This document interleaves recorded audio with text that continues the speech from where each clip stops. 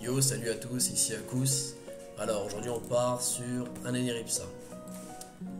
Alors j'ai choisi le scalpel de l'Apostreker pour une raison bien particulière, c'est parce que ce perso me semble bien faible à l'heure actuelle. Donc je me suis dit j'allais build un deck solide autour de ce personnage là. Alors ça se base sur Grugalo-Ragran. Donc l'idée ça va être d'envoyer Grugalo-Ragran T4. Normalement, quelle que soit la sortie, cela est possible. Alors pour ça, on joue les sorts qui génèrent le plus de jauge, c'est-à-dire la fiole de frayeur, le scalpé, fiole des vents, fiole de douleur, échappée et petite fiole des vents. Donc on a double état éventé pour proc à la fois la réduction de PA pour scalper et pour la fiole de douleur. Parce que plus on va lancer de sorts, plus on va générer de la jauge et plus tôt va arriver Grugalo-Ragran. Donc voilà. Une fois que j'ai géré ma jauge, le tour 4, j'envoie Grugalo-Ragran. Donc j'ai 1 dans chacune de mes jauges et j'ai son sort. Ensuite je tape avec. Et le tour d'après, j'envoie son sort qui coûte 4 PA, plus un soin purifiant, ce qui fait qu'en jauge haut, je suis à 4 et dans toutes les autres jauges, je suis à 3. Donc ce tour-là, j'invoque la championne périmée et le H-Mal. H-Mal qui d'ailleurs combotte avec le passif. Et la championne périmée qui est le meilleur body pour 3, avec un effet intéressant. Et enfin, le tour d'après, j'envoie mon explosion des soins, à la fois pour soigner mes alliés, voilà, bon, mais surtout pour invoquer Echo, parce que je serai à 6, et là, Echo est envoyé, Echo qui me régénère, donc qui me permet de temporiser la fin de game, et qui en plus proc également avec le passif de ce personnage-là. Donc voilà, tout le deck se base sur l'invocation de Grugalo-Ragran tôt. Et en Aniripsa, c'est assez simple de l'invoquer tôt. Donc je pense avoir fait le tour. On va directement passer en game. Alors, première game, on est contre un sacrieur terre, sacrieur de base. Donc là, j'ai la fiole qui coûte 5 et qui met l'état éventé. C'est un très bon start. J'aime beaucoup commencer par ce sort-là. Donc je m'avance. C'est un mouvement que je fais très souvent d'ailleurs, ce placement-là. A voir s'il y a plus optimal. D'ailleurs, ça veut dire que T1, le sacrieur pour invoquer son épée qui peut me taper. Donc, je sais pas si c'est l'erreur ou pas. Donc il me fait son sort qui génère 2 PA. Alors j'envoie ma fiole de fer pour le pousser dans l'autre sens. Je ne sais pas à quoi je réfléchis à ce moment-là. Je me dis, est-ce que je consomme l'état éventé? Ah oui, je voulais éventuellement faire l'état éventé, voilà, into... De toute façon, j'ai pas besoin de l'échapper tôt dans la partie, donc je l'utilise. C'est uniquement pour la jauge que je l'ai fait. Voilà. Donc là, petit bug. Le tour met du temps à se passer alors que j'ai appuyé sur la fin du tour. Voilà. Alors, notre adversaire, que va-t-il faire?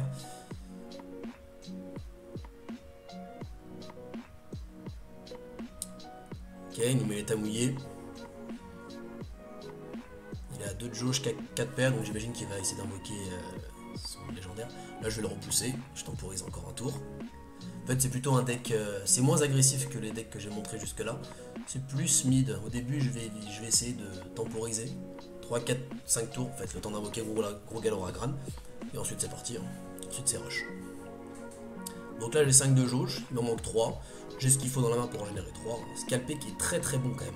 Parce que pour 5 on peut générer 2 de jauge, mais surtout on peut réduire le coût en PA du prochain sort.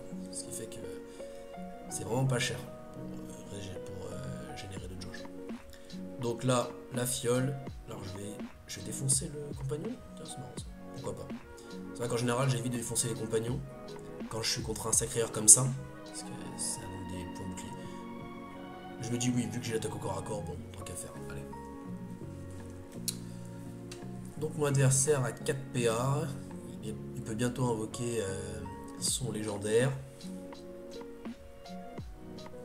Hop, il m'assomme. De toute façon je suis dans le coin, hein. Je reste ici pour avoir que 2 flancs exposés comme d'habitude.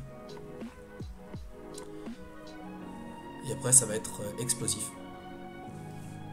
Il me tape avec bon gros coup d'arbalète dans les dents. Ok, donc il se place ici. Donc là c'est parti. Donc ça touche 3, donc j'en profite pour tuer l'adversaire, enfin, le compagnon, pardon. J'invoque H-Mal, pas encore, non, j'avance d'une. invoquer Ashmal, oui voilà, pour qu'il fasse le tour, voilà. Je mets la championne périmée ici. Et Gros Galoragran, il bouge pas, il va taper, voilà. Il a déjà tapé, oui, je crois. Bon. J'espère que j'ai tapé avec. Je crois que j'ai tapé le compagnon. Bref. Donc mon adversaire est bien encerclé. Il y a 3 flancs explosés, pardon, donc 3 flancs pris. Donc là c'est le tour 5, le tour où je balance l'explosion des soins into je sais plus comment ça s'appelle. Ah, Echo, voilà. Alors je décale ma championne périmée, parce que c'est celle dont le passif m'intéresse le plus, donc c'est celle que je ne veux pas perdre. J'aurais pu décaler éventuellement l'Ashmal, mais je préfère qu'il tape. Et Gros Galoragran et Echo, évidemment, je les laisse parce qu'ils tapent à 3, ce qui génère le plus de dégâts. Voilà. Je me prends un coup. Je sais pas ce que ça fait. Voilà, ça par contre je connais. Je commence un peu à connaître les sorts de Sacrière. Si là ça donne de l'armure, et tant qu'il reste en armure, il est comme ça. Voilà. Mais bon, il est bien encerclé là, c'est compliqué. Quoique il a 6 de jauge, il n'a pas encore invoqué ses compagnons, donc ça peut se retourner. J'aime bien Alibert parce qu'il a quand même un très bon body pour 5. Son passif c'est très dur à proc, mais voilà, c'est intéressant pour ça. Hop, je tape avec tout le monde. Donc là le passif d'Apostraqueur qui part sur Alibert. Il lui reste 4 dégâts. Je crois que je vais mettre du temps à trouver le létal alors que c'est évident. Hein. Parce que ça doit être ma troisième game je crois avec ce deck là. Donc voilà, hop, 3 dégâts. Je me décale et je me téléporte. Et on l'a. Voilà. Alors, deuxième combat. On est contre un Xelor Catalysatrice. Donc l'un des meilleurs personnages à l'heure actuelle. Notamment avec son deck contrôle Gros Galoragran. Alors il me joue un Sinistro. 2 Sinistro. 3 Sinistro. Donc ça a tout l'air d'être une version aggro. Comme celle que j'ai montrée dans la vidéo. Donc je battais mes adversaires en moins de 4 tours. Donc premier tour, je sais, enfin là, vu son placement, je sais que T2, éternité, je suis dedans, je le sais. Donc je vais faire bien attention à garder mon sort de téléportation. Donc j'ai mes états éventés. Là, il faut que je génère une jauge supplémentaire. Donc je pourrais la générer en faisant la fiole, je sais plus comment ça s'appelle, de douleur, je crois. C'est la 4. J'hésitais à faire fin de tour, voilà, fiole de douleur. Donc là, hop, j'aurais pu balancer mon sort de téléportation qui coûtait actuellement 1, mais je ne l'ai pas fait, hein, parce que j'ai vraiment envie de sortir de ce guépier une fois que je serai dedans. Donc voilà, très classique, l'éternité. Hop là, il va certainement bloquer la dernière porte de sortie pour bien m'entourer. La chronophagie pour générer à la fois 2 de jauge et se refaire une main. Voilà, Baron Sramdi. Donc là, immédiatement, hein, je m'enfuis avec l'échappée. Et je vais également me faire, vu qu'il me reste 3 PA, un soin apaisant. Donc je garde mon sort à 2 hein, pour le tour où je dois faire le sort de Gros Galoragran, tout ça. Et d'ailleurs, ça donne un point d'action, donc c'est intéressant. Donc, que va faire mon adversaire? Il va me taper. Avec son Baron Sramdi. Il approche. Ok, le 4ème Sinistro. Il a déjà cyclé sur le premier. Il se met le sort qui donne de l'armure et qui fait tout éclater. Voilà. Donc je prends bien tarif. Hein. Lui, c'est vraiment un deck très agressif. Étant donné que je suis un mid, au début, je vais un peu souffrir. Voilà, il invoque double compagnon. Il me tape avec, hein, donc là je suis un peu mal. Donc là ce que je vais faire c'est essayer de temporiser un maximum. Je vais faire en sorte de me faire taper par le moins de compagnons possible. Je vais accepter de prendre des dégâts. D'accord, dans Waven il faut vraiment accepter de prendre des dégâts à chaque tour. Mais je vais faire en sorte d'en prendre le moins possible. Donc voilà, je me place ici, il n'y a qu'un de ses compagnons qui peut m'attaquer. Et j'imagine qu'il n'a pas cyclé sur l'éternité, donc voilà. Donc prochain tour, je pourrais invoquer Gros Galoragran, hein, je suis à 5 de jauge actuellement. Et comme je vous ai dit, quelle que soit la sortie, T4 on a Gros Galoragran. Donc là à ce moment-là, je me dis non, il n'a pas déjà l'éternité. Et en fait non, il l'a pas, c'est juste qu'il prépare son prochain tour. Donc un tour qui a l'air assez violent, hein. Je vais me prendre 4 dégâts d'explosion, ça va être terrible. Alors je crois que voilà, le baron Sramdi ferme la porte. Donc moi, je connais ma prochaine position, hein, je sais que ça va être au milieu. Donc là, je fais ceci, le scalpé, qui donne 2 de jauge. Je peux invoquer Gros Galoragran. Alors, ce que je vais faire, je vais commencer à essayer de détruire son jeu de Sinistro, et je vais mettre Gros Galoragran à l'endroit où j'aurais dû être. Comme ça, mais évidemment, il ne peut pas me téléporter dedans. Ça semble être un play intéressant, hein, de prime abord, n'est-ce pas? Enfin, à ce moment-là, je me suis dit, bon, bah, je vais tester ça comme ça, voilà, on verra. Donc là, il a dû récupérer l'éternité, de l'avoir en main. Donc il bouge son baron, il me tape avec son compagnon, il me téléporte là. Donc finalement, c'est encore pire, parce que je vais prendre tarif avec les deux. Mais bon, on teste, hein. On est là pour tester. Alors je me fais taper. Voilà. Là ça va être le tour 5, c'est-à-dire le tour sort de Gros Galoragran into soin apaisant. Hop. Je me libère le passe avec Gros Galoragran. Je m'en vais. Donc là il faut vraiment jouer le placement, il faut que je me prenne le moins de dégâts possible. Je suis à 8 PV actuellement. Il faut que je me prenne le moins de dégâts possible de la part de ses compagnons. Donc j'ai plutôt joué à Championne Périmée ici. Et détruire son Sinistro. Parce que entre la Championne Périmée ou le H-Mal, je préfère garder le H-Mal. Qui me permet de me régénérer. Et de proc mon passif également. Donc là le placement que j'ai actuellement fait que je ne peux pas être atteignable par le moindre compagnon. Et le héros d'ailleurs. Donc c'est un placement plutôt défensif. De toute façon avec son body de crevette, mon perso, il n'y a pas vraiment intérêt à attaquer au corps à corps. Je crois que c'est un des pires body du jeu, hein. 2,38, voilà.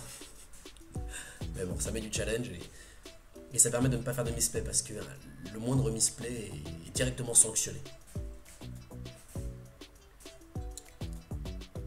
Voilà. Ok. Les compagnons se font taper. Là, le baron Sramdi qui n'a rien accompli ce tour-là, donc c'est plutôt bien.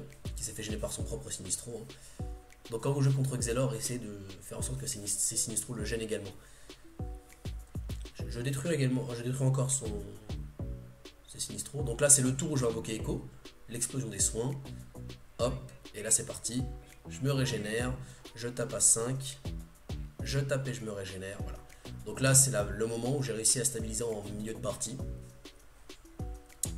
Et là ça va être très difficile pour mon adversaire de remonter, hein, parce que deck agressif, si jamais tu n'arrives pas à agresser avant la stabilisation, bah c'est terminé, hein. En théorie c'est terminé. Voilà, le Sinistro. La chronophagie pour se refaire une main. Mais là ça me semble compliqué, hein. J'ai ma Echo. Mon Gros Galoragran n'est pas encore mort. Il tape très fort. Bon. D'ailleurs je pense que mon Gros Galoragran va être nerfé, hein. Va être modifié, nerfé. Quelque chose va être changé, c'est sûr. Il a quand même réussi à détruire un de mes compagnons. Mais malheureusement pour lui c'est trop tard. C'est trop tard. Donc là je laisse le coup de grâce à Echo. Terminé. Alors troisième match. Donc je m'excuse, j'ai pas eu le début du match, hein. Là tout ce que j'ai fait c'est balancer le sort à 5 qui m'est éventé. C'est tout ce que j'ai fait de mon tour. Voilà. Donc mon adversaire joue une Bouvalière. Un personnage que j'adore. Donc le bon. Hop. Into la charge. Je sais pas trop quoi penser de ce move. Je sais pas. Parce que certes il me tape fort, mais du coup il tape pas encore à corps. Donc moi je vais directement l'envoyer jarter.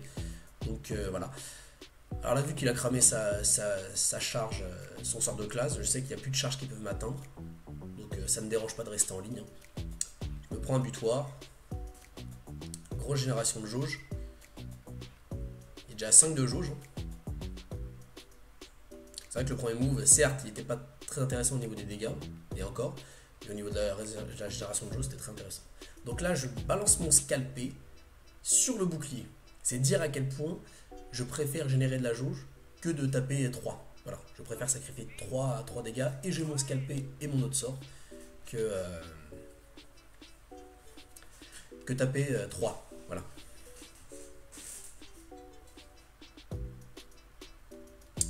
Hop là, la bouvelière en ligne, c'est dangereux. Encore une fois, je crois qu'elle peut pas m'atteindre. Elle a 6 PA, donc la grosse charge à 7, elle ne peut pas la faire. Je me prends un fracassé, je crois que c'est pas comme ça.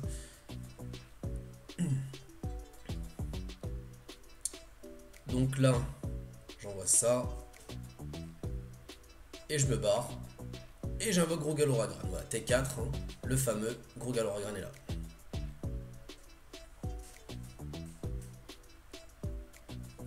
Donc je voulais avancer d'une case pour être dans aucune de ces lignes. Voilà, la charge qui coûte 4. On a au Triste Pain. Donc apparemment c'est un deck plutôt rush de ce Triste Pain de son côté. Donc moi c'est le tour 5.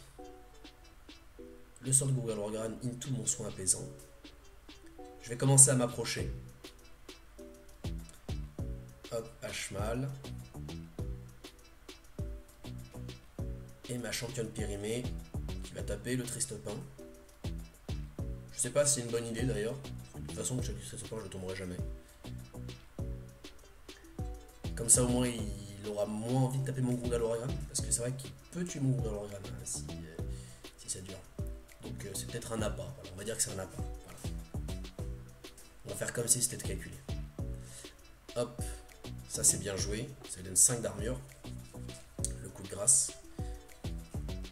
Voilà, je tape. Alors, à ce moment-là, je m'épose. Pourquoi est-ce que je m'épose? Parce que là, mon adversaire a 21 PV actuellement. J'aurais dû avancer de 2. Balancer mon soin en zone pour invoquer, pour taper. Et en plus pour pouvoir invoquer Echo qui allait taper dans le dernier flanc. Et on va voir que j'ai pas décidé de faire ça. J'ai décidé de faire autre chose et ça va me coûter cher. On regarde. Donc je me barre.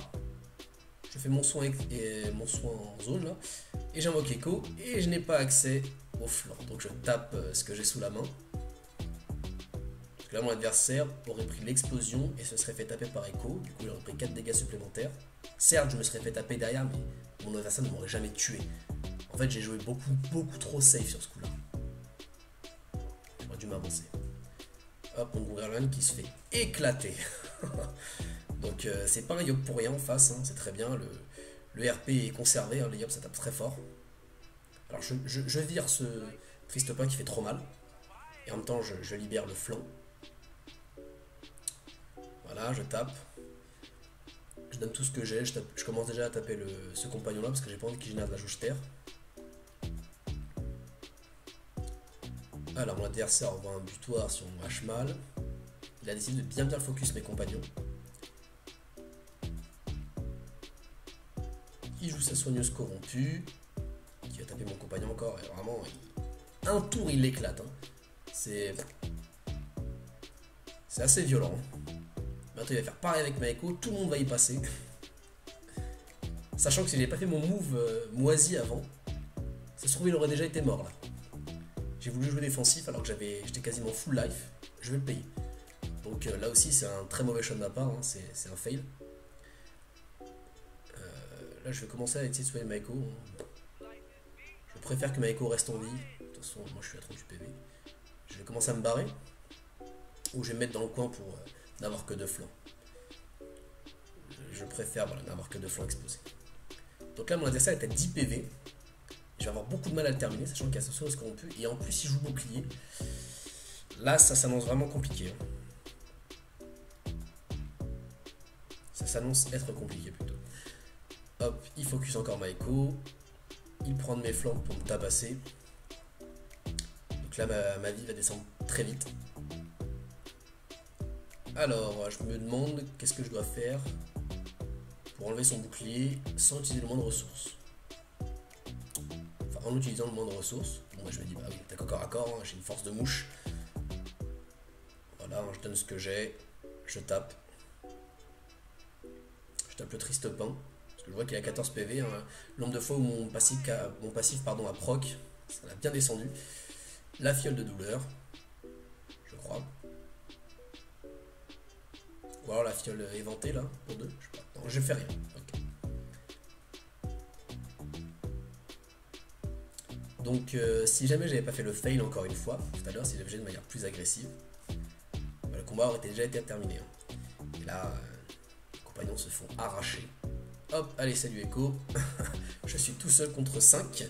Ça va être très compliqué. Mais bon, l'avantage c'est que j'ai encore beaucoup de vie. Donc on donne tout ce qu'on a.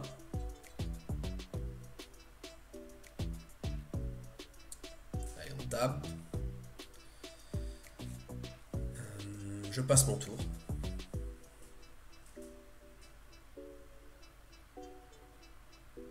En fait, l'idée que j'ai ici, c'est de faire un dernier tour très agressif. Enfin, qui fait beaucoup de dégâts.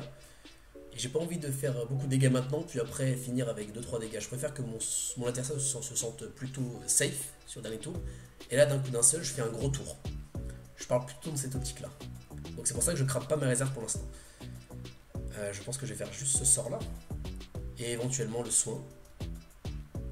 Voilà, 5 PV. Non, pas maintenant, voilà. C'est ce que je dis. Je préfère le laisser à 5. Donc finalement, il va être à 7. Parce que la fenêtre corrompue va le soigner. Donc là, peut-être qu'il va se dire, bon bah, mon adversaire ne fait que 4 dégâts par tour. Donc si je tape avec ma sonneuse corrompue, bah, je peux rester au corps à corps. Finalement, je m'en fiche. Parce qu'il va jamais me finir. Donc on va voir quelle va être la position de mon adversaire à ce moment-là. Donc là, je pense que c'est un tournant de la game pour lui aussi. Alors, il bouge son compagnon. Ok. Il préfère ramer Triste Pain. De toute façon, en tous les cas, c'est mieux parce que non seulement il protège son héros et en plus, il me tape plus fort. Donc finalement, je suis même pas sûr qu'il y avait un choix à faire ici. Sauf que je vais finir. 7, c'est précisément la somme de 1, 4 et 2. Hop là. 2 et finalement la fiole de douleur, la fiole éventée. Donc voilà. J'ai trouvé ce match très intéressant hein, dans la mesure où même si j'ai fait un fail, j'ai réussi à remonter. Donc ça ajoute de la pertinence à ce deck là. Voilà. Donc merci à vous de m'avoir suivi. Hein. J'espère que la vidéo vous aura plu. Si jamais c'est le cas, n'hésitez pas à mettre un pouce bleu, voire à vous abonner pour avoir davantage de contenu. Et moi je vous dis à la prochaine. Ciao.